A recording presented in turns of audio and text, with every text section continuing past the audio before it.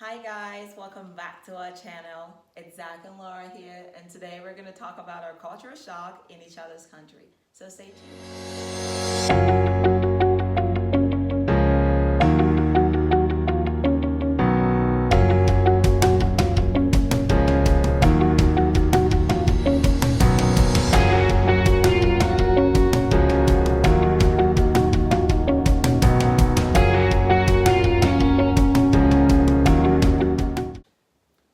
Hey, thanks for staying with us, guys. So today, like Laura said, we're going to be discussing each other's cultural shocks in each other's countries. So Laura will talk about her culture shock in America, and I'll talk about my culture shock in Ghana on the first day we were in that country. All right, so for me, what I saw on TV or what I've seen in movies, big buildings, snow, nice roads, that was my idea of how America was going to be like. So we got there, we got out of the airport, and we were going to take our next flight to the state that we stay in right now. When we got out of the airport, it was freezing cold. I mean, I knew it was gonna be cold, but freezing cold, I wasn't prepared for that. That was a big shock for me. People talk about how cold it is in abroad, like wherever they are, but I never thought it was gonna be that bad. So when I got out, I don't know how to express this, but it freaked me out. It did. And after we got out of the streets, I just asked him, is this how cold it is like all the time? And he was like, no, New York is extra cold. So yeah, that was a really big shock for me because I freaked out. I was like, if this is it, then I don't think I'm gonna survive. Because yeah, it was freezing cold, like freezing cold. So yeah, that was one big shock for me. Yeah, it was super cold. It was like probably, I want to say like 10 degrees Fahrenheit. So super cold. Even for me, it was really cold. In a sweatshirt, so yeah, it was really definitely. bad.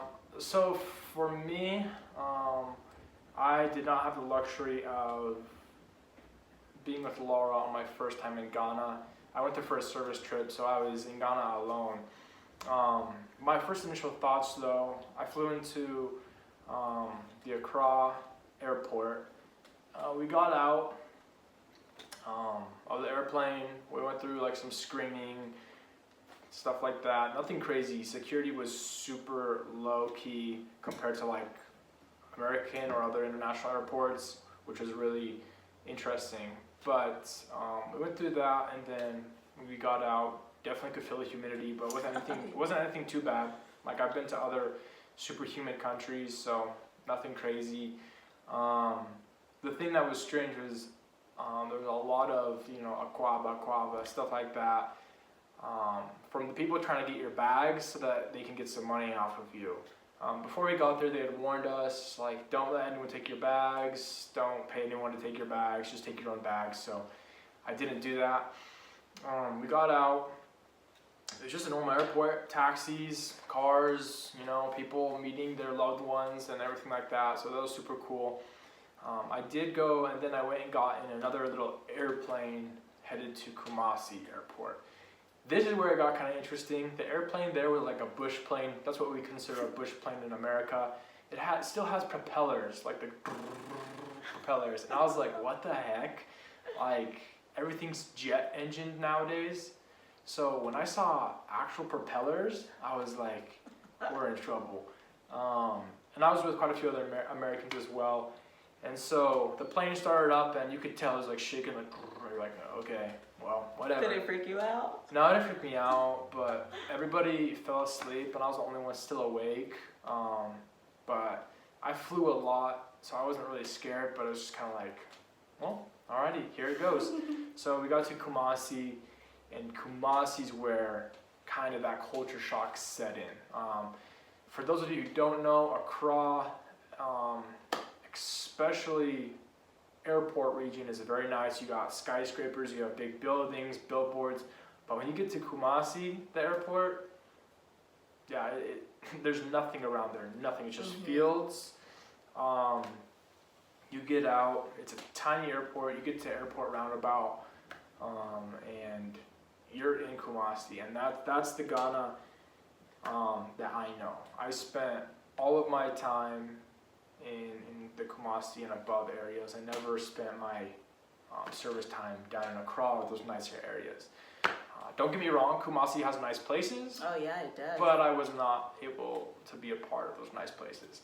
My initial culture shock was kind of funny. So I was getting in a tro. It was super crowded and loud, which was nothing new.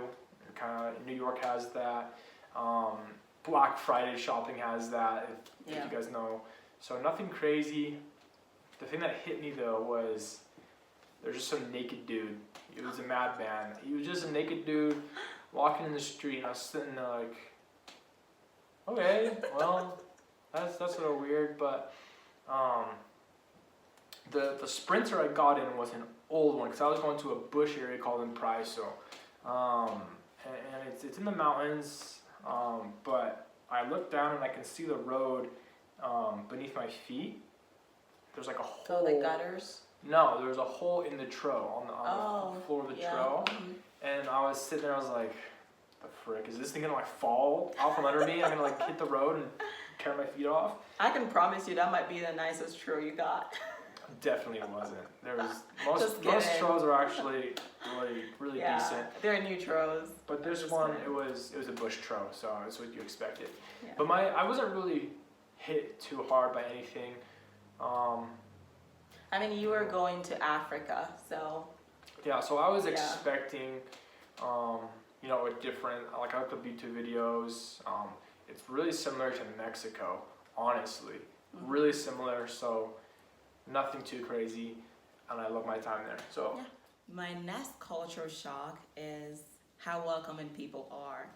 I'm from a place where people are really nice. I mean, in Ghana, people are really nice. You're friendly.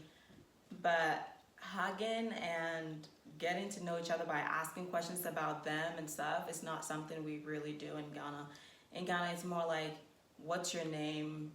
Sometimes you can be friends with someone and you don't even know how old you are until a couple months later.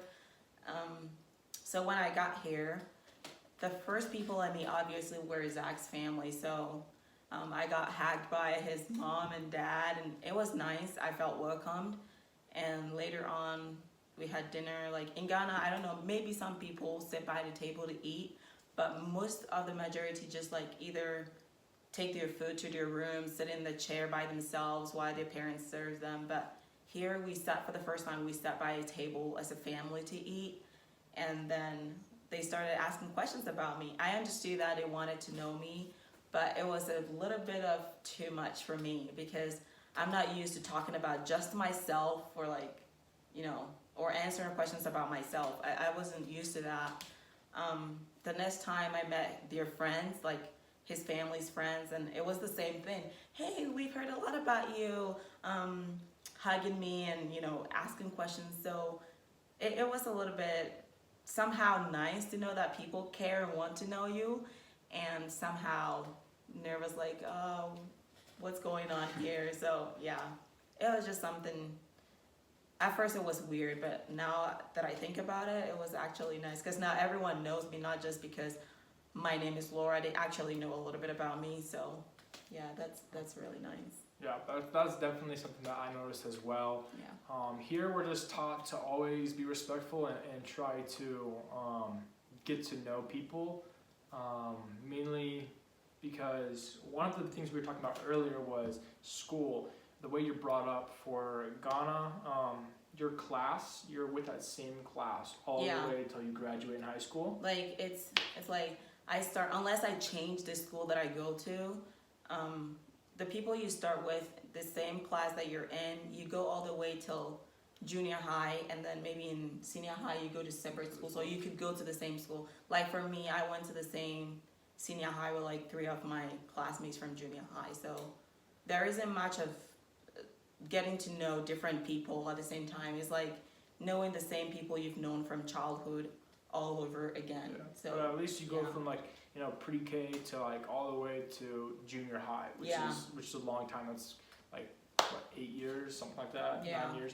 For America, I can't even start to think. So you go to preschool, that's where you kind of have your friends, you make your first friends, but then you go to, public school, elementary school, and you change your class each year. You get a new teacher, so there's like maybe say 7 teachers for your grade, and so you'll all have 40 or 35 students in each class, and they always switch, and then in high school, there's so many different classes you can choose from, so you'll be making new friends all the time. So ours is like the same class but different teachers. Like you guys are in the same class, but the teachers come in, not the students, not the students or the class. You just unless there is a joint class because the teacher is having biology in both classes and he doesn't want to go like maybe the same time, so he just puts you together.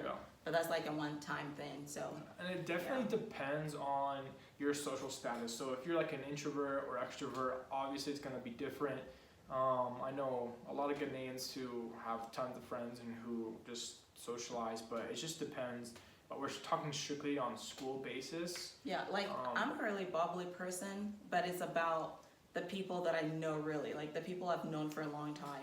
I'm friendly, nice, and I like to have fun only with the people that I know for a long time. So meeting new people is kind of a little bit hard for me. So, but meeting new people, it's something that kind of we're forced into. I feel here in America, like your parents have a friend and their friend has some kid, and so you're forced as a kid to get to know them. So that's kind of how I feel. Is we're forced into relationships and situations. And to prevent awkward silences, we ask as many questions as possible to prevent it from being awkward. I don't know. If you kind of feel that same way, let us know down below, because I know I've had a lot of times where I'm forcing questions to make sure because you it's don't not want awkward. it. Yeah. Because the awkward silence, you're just you're gonna be good with me because if you're like me, then it's always gonna be awkward because I'm just gonna sit there like I don't care if we're talking or not, but I'd rather sit there and just stare at my phone than have a conversation where I'm not comfortable with. But that is something that, like, nowadays, younger generations, even my generation, we do too much. We just sit on our phone and we rely on our phone to, like, prevent those social interactions. Yeah, that's what I do. Like, which is silly. Like, it's not that hard to just talk to somebody. But when I went to Ghana, everyone's super nice. You say hello, like, how are you, good evening, stuff like that. But when you try and get into people's business, that's when it gets a little like... That's what we don't want. Like, Ghanaians are really nice and friendly, but they're nice and friendly as like, in America you guys have let's hang out, and it's like you and that person or quite about 2, 3, 4 people. In Ghana, it's more like you're passing by. So if it gets into one-on-one and then you start to talk, it gets a little uncomfortable. Like, what are we talking about? So that means a person is going to ask about you, and then you're going to go deeper and answer questions deeper. I think it definitely depends, though, because I've had a lot of times, obviously I'm a white dude walking down the street, so people will call me out of nowhere and just ask me questions, and I'll like discuss quite a bit with them, but obviously I don't know what it's like to be a Ghanaian in Ghana. Well, that's because you're from a different place. People are interested to know and they want to ask questions. Yeah, what's outside. So it's definitely different, but I definitely understand. I did not get hugged like ever, because it's... I hugged you after a long time. So, but it's definitely... Well, my mom hugged you too. Well, that's because I was like family, like I was a part. That's true. So it's... Yeah, it's we don't different. hug friends and new people. It's more of a handshake as a respect. We are not... But you guys... you guys do hold hands, which is weird. So about that. It's weird. So you guys, like a guy and a guy, you can be friends. Like I'm trying to imagine if me and my best friend held hands and walked. Remember I asked you about that one time? The high school hallway. People even think you're considered gay very quickly. There's nothing wrong with that, but you would be considered gay in a flash. In Ghana, me and my friend can literally put our arms around each other, or it doesn't matter. We can legit walk like this as 2 girls who are just friends.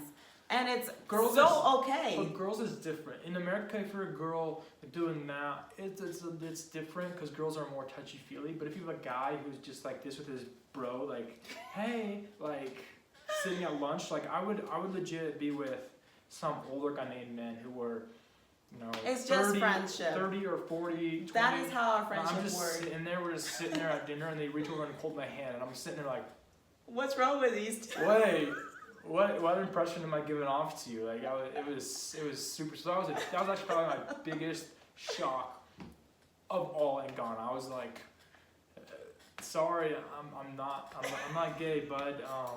But Okay, he now was that like, I know, this is killing me. but he was like, oh no, it's what we do. And at first, like, okay, yeah, it's what you do, right?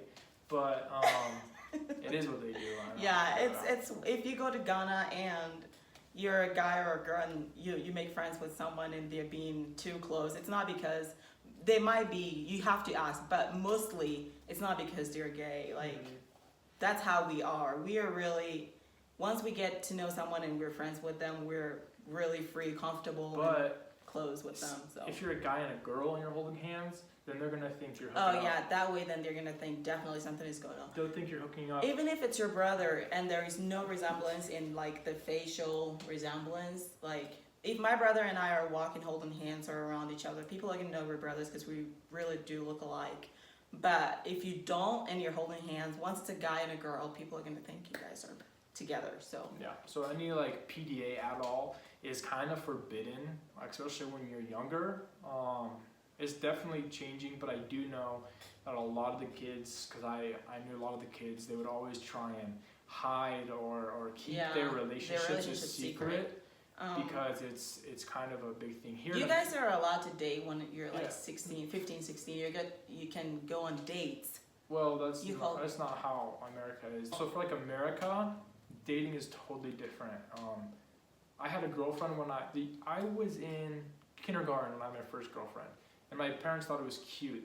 They liked it, so I would kiss her and stuff like that. And I didn't know that. I'm getting jealous. No, Okay, and just kidding. it was just like having fun. I remember, but we were in preschool, so that was when I had my first girlfriend. My parents thought it was cute.